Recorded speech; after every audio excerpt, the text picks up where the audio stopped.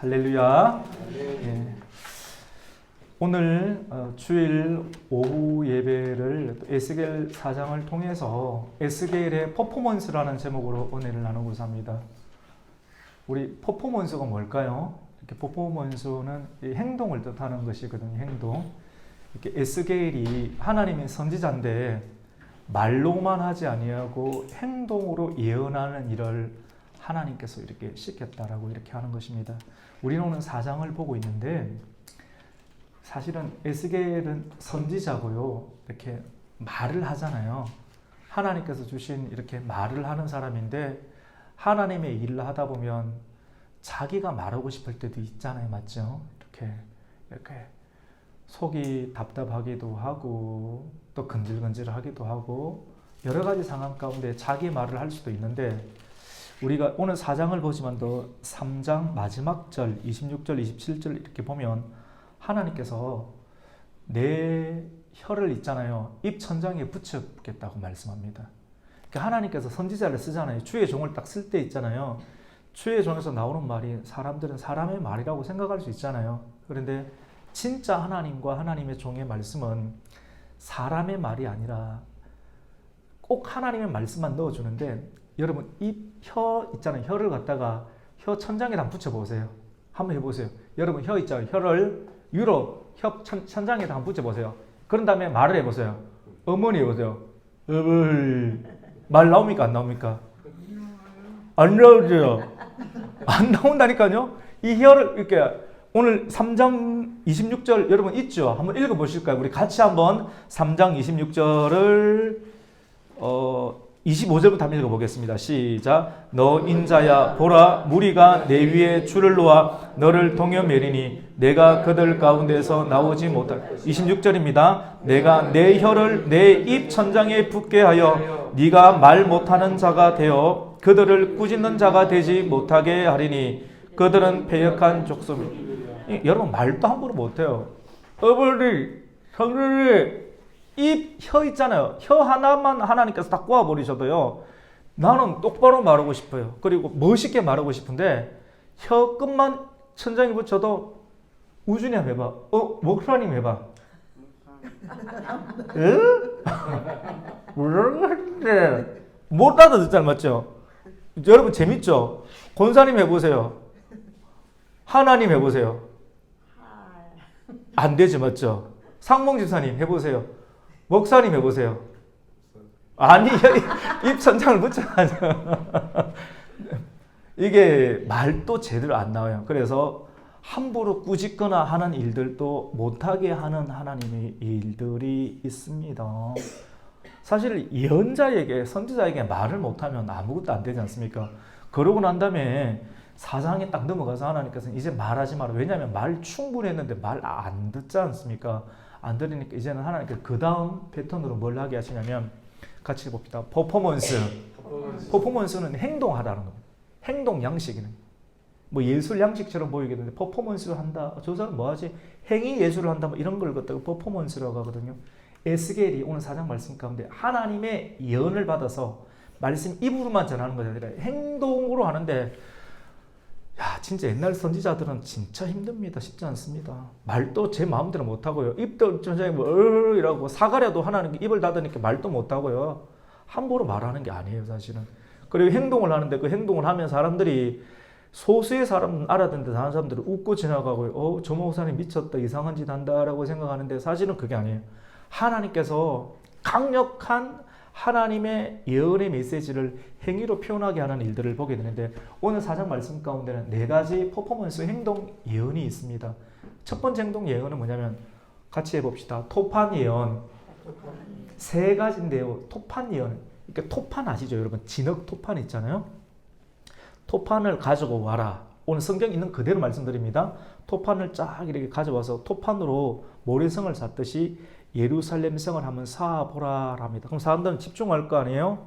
저 선지자가 오늘날 같으면 저 목사님 좀 뭐하지? 행위 예술 하는데 행위로 토판을 이렇게 만들어서 예루살렘이라고 이름을 다 붙이고 성을 만듭니다.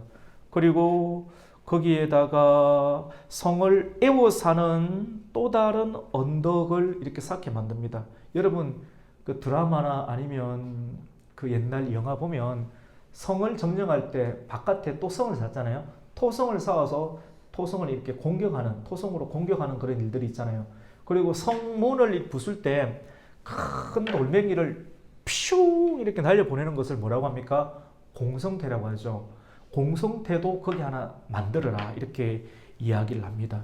우리 그 4장 1절과 2절을 우리 한번 더 읽어볼까요? 있는 그대로입니다. 같이 읽습니다. 시작. 너 인자야 토판을 가져다가 그것을 내 앞에 놓고 한 성읍 곧 예루살렘을 그 위에 그리고 그 성읍을 에워사대 그것을 향하여 사다리돌 세우고 그것을 향하여 흙으로 언덕을 쌓고 그것을 향하여 진을 치고 그것을 향하여 뭐를 세웁니까? 공성태를. 그러니까 지금 하나님께서 행위로 예언을 하게 하는데 말로 해도 사람들이 하도 안 들으니까 그 행위로 이래 쭉 하나님의 선지자를 통해서 행위까지 하게끔 합니다. 그래서 예루살렘 성 쌓고 주변에 토성을 쌓아서 예루살렘 성이 토성에 의해서 뭐 하게 되는 겁니까? 에워싸이고 포위되는 장면을 만드는데 우리가 또 3절에 보면 철판을 가져다가 성읍 사이에 철판을 딱 두어라. 철판을 두면 그 어떤 도움도 오지 못하잖아요. 마치 그 예루살렘 성이 마지막 시대 가운데 에워싸여서 어떤 물자도 바깥에서 안쪽으로 전기도 공급 못하게 하고 물질도 공급 못하게 하고 물도 공급 못하게 하고 어떻게 합니까? 철판으로 차단을 시키는 행위를 하겠다. 그것이 뭐가 됩니까? 오늘 말씀 가운데 보면 우리 같이 해봅시다. 징조가 되리라.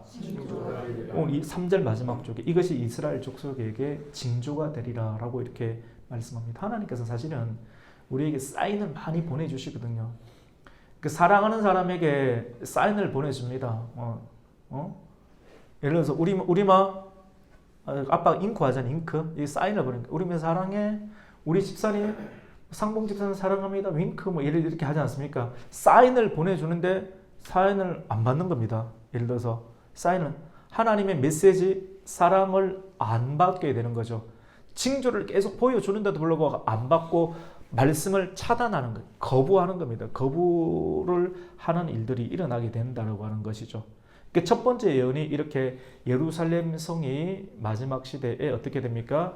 이렇게 차단이 되고 거부가 되고 이렇게 에워싸이는 일들이 일어난다라고 행위 예언으로 이렇게 보여주시고 두 번째 예언은 어떤 예언인가 하면요. 왼쪽으로 눕는 예언입니다. 같이 봅시다. 눕는 예언. 눕는 예언인데 여러분 누울 때 여러분 잠을 어떻게 주무십니까? 그러니까 허리를 이렇게 등을 땅에 딱 대고 누우시는 분 있죠. 아니면 어떤 분은 잘 때 만세하고 주무시는 분이 있습니다. 혹시 만세하고 주무시는 분 있나요?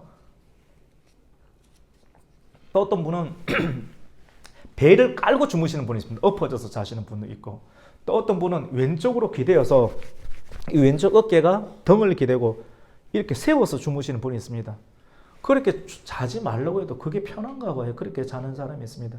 근데 건강한 사람은 이렇게 등을 바르게 대고 자는 것이 좋지 않습니까? 근데 하나님께서는 하나님의 종에게 에스겔에게 자는 것도 함부로 자지 못하게 합니다. 왼쪽으로 누워라.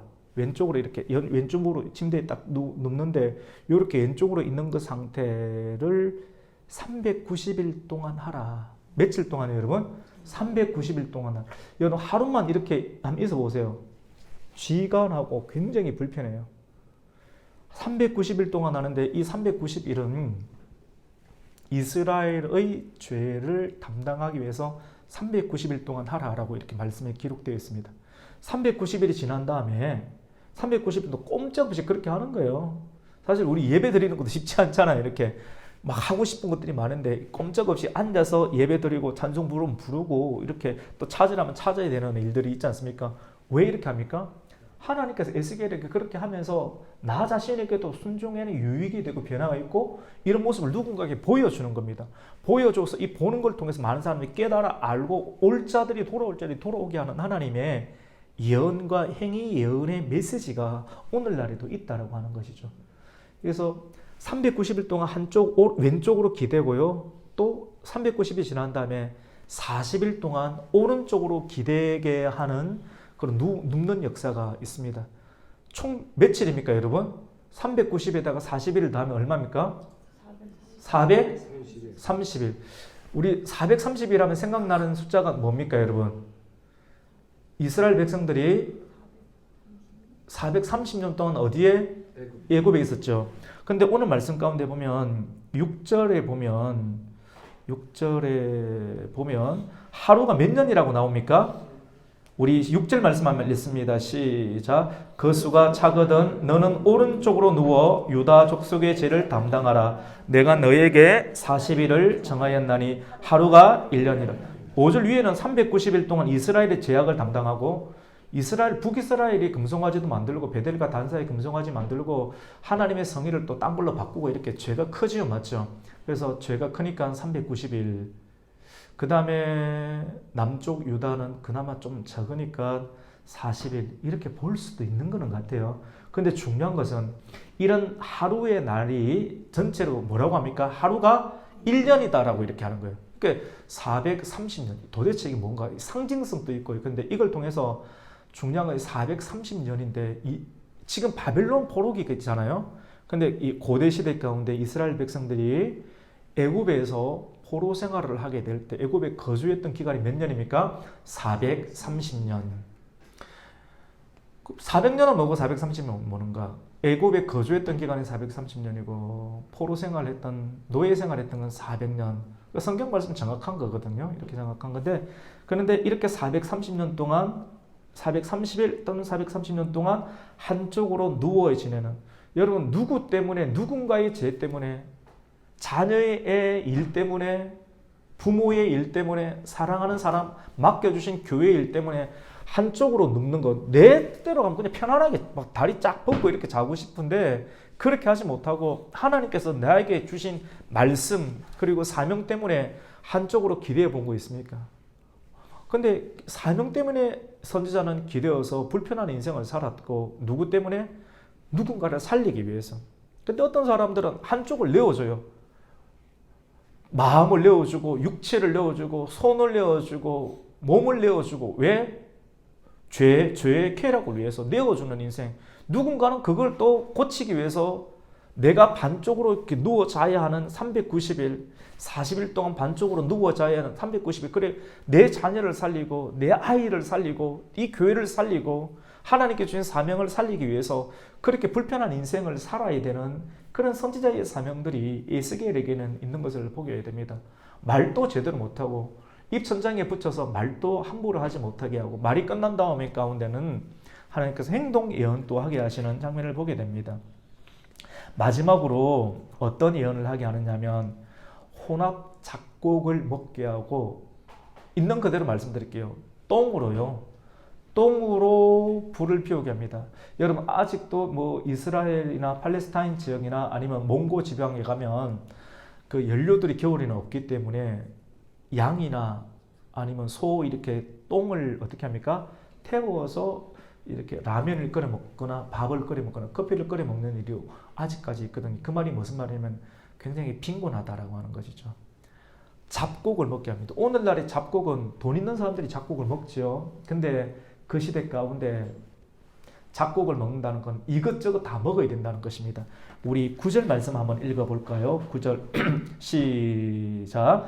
너는 밀과 보리와 콩과 팥과 조와 귀리를 가져다가 한 그릇에 담고 너를 위하여 떡을 만들라. 네가 옆으로 눕는 날수 곧 390일 동안 먹으라는 거예요. 먹고 그 다음에 10절이면 물도 있잖아요. 하루에 20세겔씩 때를 따라 먹는데 11절에 물도 6분의 1힌지 0.6리터. 그러니까 하루에 먹는 약이 우리가 한 1.5리터는 먹어야 되잖아요. 콜라 한 병이 1.5리터 큰 거 되잖아요.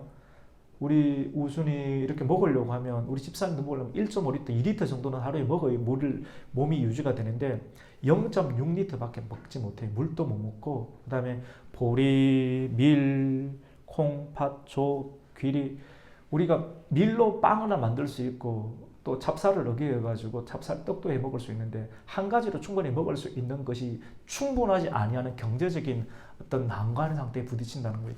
예루살렘 성이 포위가 되고 철판으로 딱 가로막혀 있으니까 애고 사이에 있으니까 꼼짝 못하니까 물질이 교류가 못 되니까 성 안에 실질적으로 그 시대 가운데 먹을 것이 없어서 이것저것 물가는 굉장히 고인플레이션으로 올라가고 이것저것 먹으면 살고 연료 기름이 없어가지고 뭐합니까?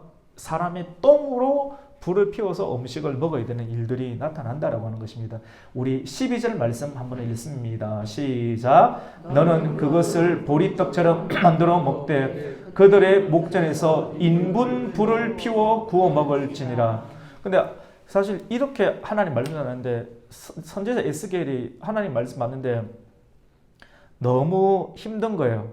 말도 헐 입천장에 붙인 헐 이런 것도 바보처럼 생활하는 것도 자존심 너무 상하고 그리고 인분까지 자기 똥을 가지고 불태워서 라면을 끓여 먹어야 되는 내가 목사지만 이렇게까지 이런 행위를 해야 됩니까? 이렇게 말씀을 전해야 됩니까?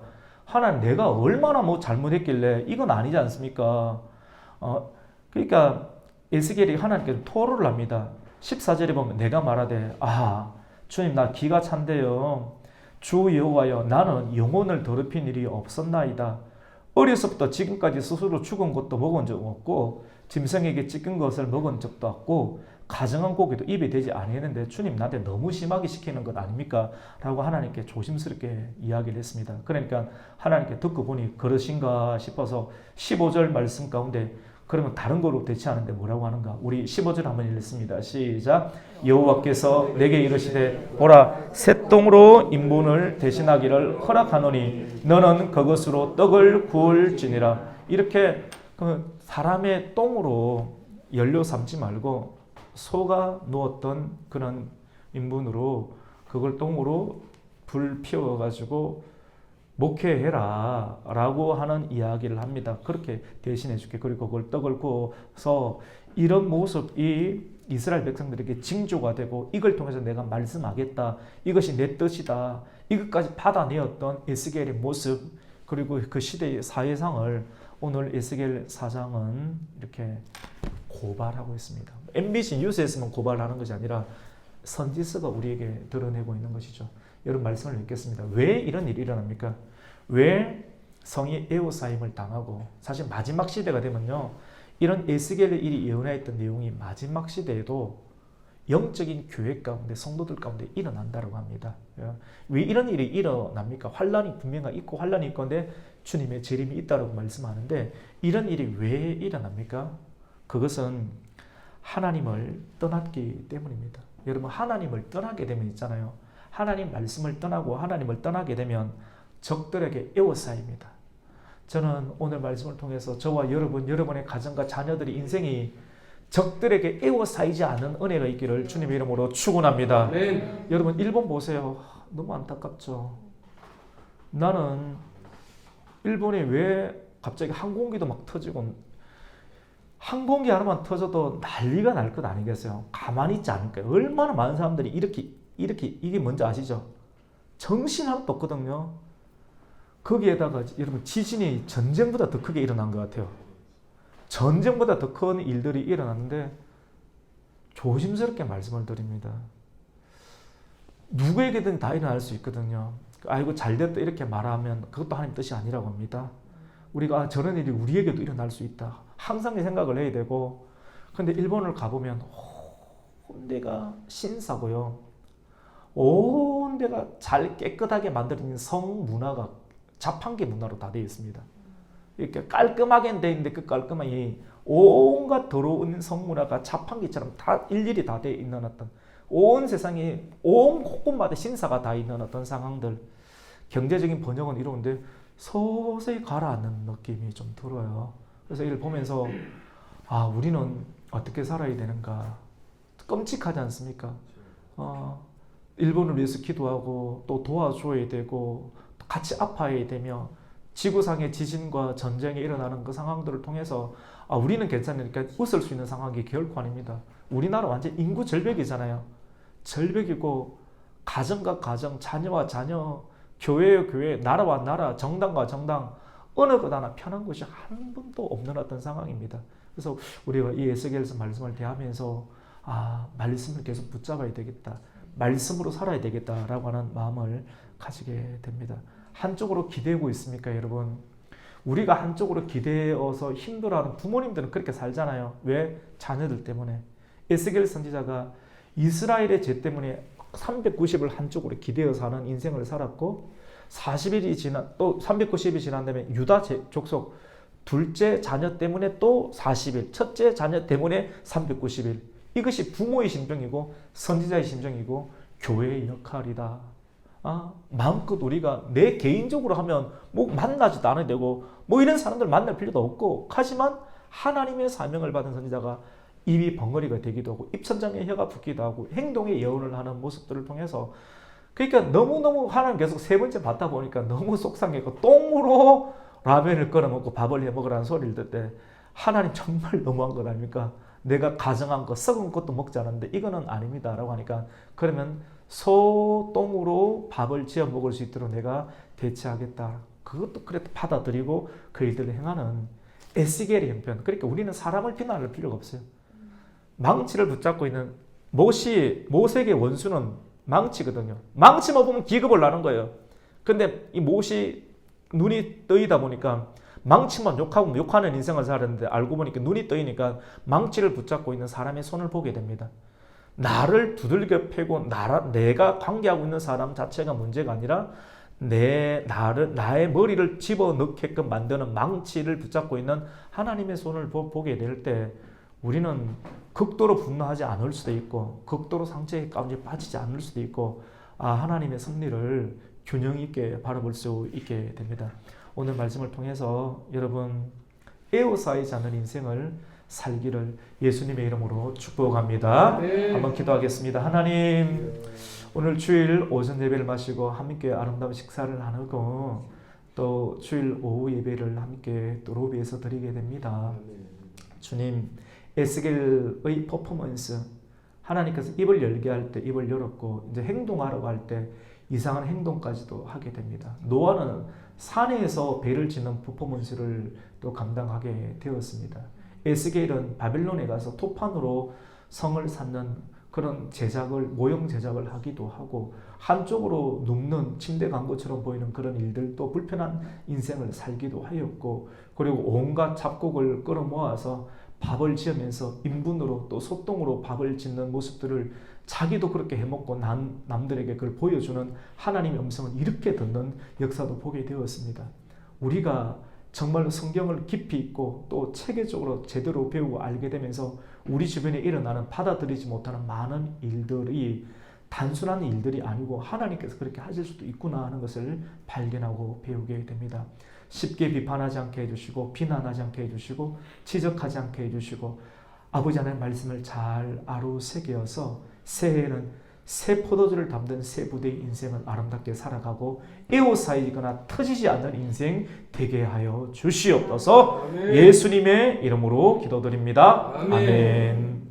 찬송가 322장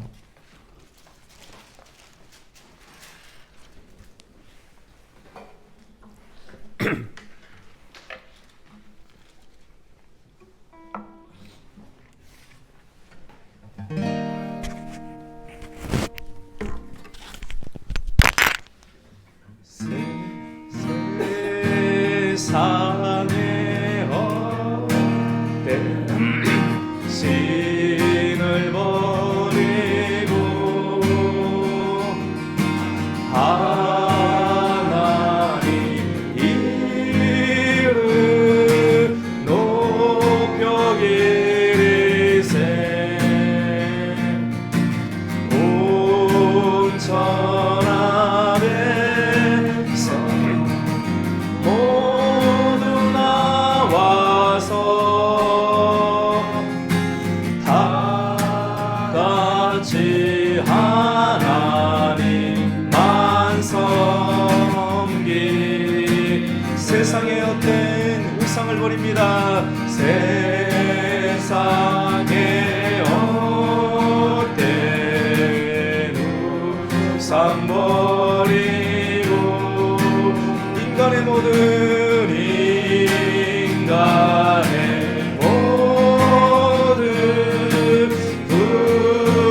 부귀영화